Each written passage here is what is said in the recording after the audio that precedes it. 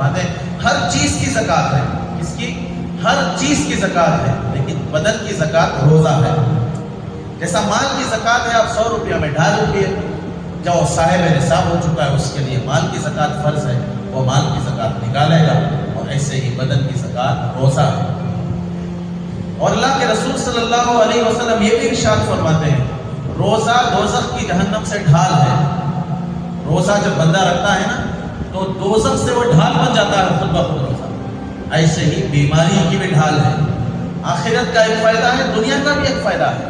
آدمی زیادہ پیٹ بھر کر 2 بار 3 بار 4 بار ایک دن میں 5 بار کھاتا ہے تو وہ چند دنوں کے بعد اس کا معدہ کمزور ہو جاتا ہے، پھر وہ بیمار پڑ جاتا ہے. لیکن جب روزہ رکھتا ہے تو صبح میں 1 دفعہ، شام میں 1 دفعہ کھاتا ہے، درمیان میں پورا بھوکا پیاسا رہتا ہے، اپنے نفس کو مارتا ہے، پھر اس کے ذریعے سے اللہ تعالیٰ بیماریوں کو دور کر دیتا ہے.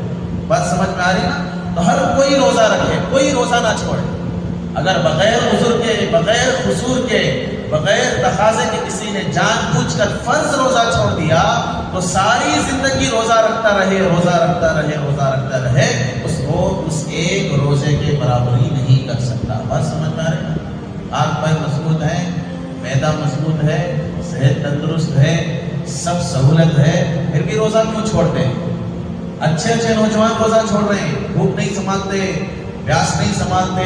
بھائی آپ کو میں بھی دکھا دوں، اسی مجلس میں کچھ لوگ ایسے بھی بیٹھے ہیں جن کی عمر 50-60 سال سے بھی اوپر کی ہے لیکن روزہ نہیں چھوڑے، زندگی میں ایک روزہ بھی نہیں چھوڑے. 50-60 سال سے اوپر اسی مجلس میں بیٹھے ہیں جو روزے دار ہیں، زندگی میں ایک روزہ نہیں چھوڑے. ان کو روزہ رکھنا آسان ہو گیا، نوجوان کو کیوں روزہ رکھنا مشکل ہو گیا؟ اور روزے کی حالت میں رمضان کے وقت میں خصوصاً جو روزہ نہیں رکھتے، جو عذر والے ہیں، جو بیمار ہیں، وہ روزے داروں جیسا چہرہ بنائے. اس طرح سے روزے داروں جیسا چہرہ بنائے. جب ہوٹلوں پر جانے کا موقع آ جائے تو چھپ کر کھا لیں، چائے پینے کا موقع ہو جائے تو چھپ کر پی لیں. گھر میں 6-7 افراد رہتے ہیں، 2 افراد روزہ نہیں رکھتے لیکن 5 افراد روزہ رکھ لیتے ہیں. لیکن میری گزارش یہ ہے کہ جو 2 افراد روزہ نہیں رکھتے ان سے میری گزارش ہے وہ چھپ کر کھانا کھائیں، چھپ کر پانی پیے. روزے دار کے سامنے پانی نہ پیے کیونکہ دھوپ گرم ہے.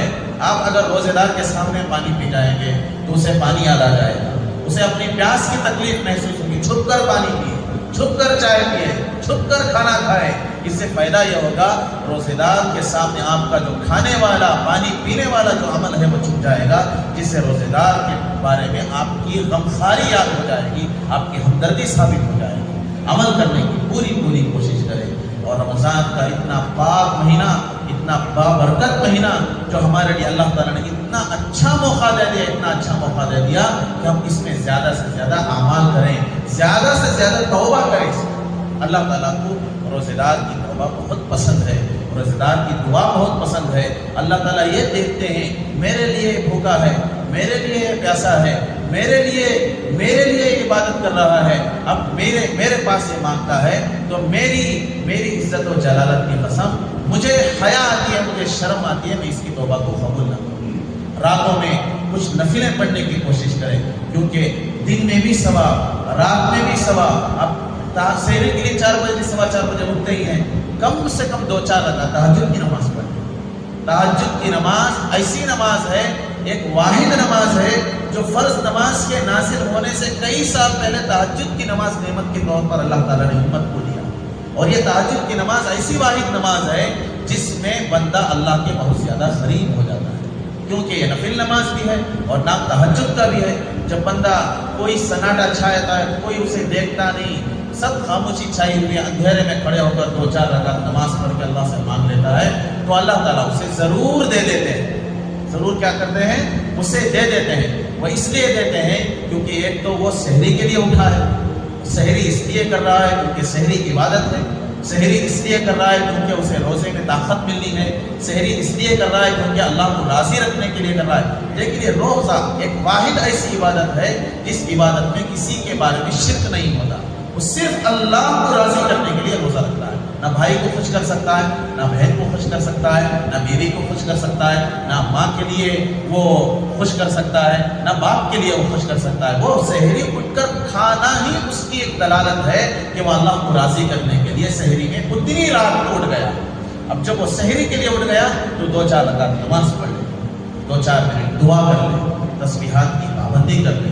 اس کے ساتھ کیا ہے، بالکل آخری وقت میں، جیسا کہ یہاں پر 4:20 پر 3 اس طرح سے جو ٹائم ہے آخر میں، آپ 5:20 یا 5:15 بجے جو ٹائم ہے، 5 بجے بالکل آپ سحری میں بیٹھ کر 10-15 منٹ میں آپ سحری کر لیں۔ بہت بڑا فائدہ ہے اس کا، کچھ ہلکی سحری کریں، بہت بڑا فائدہ ہے اس کا۔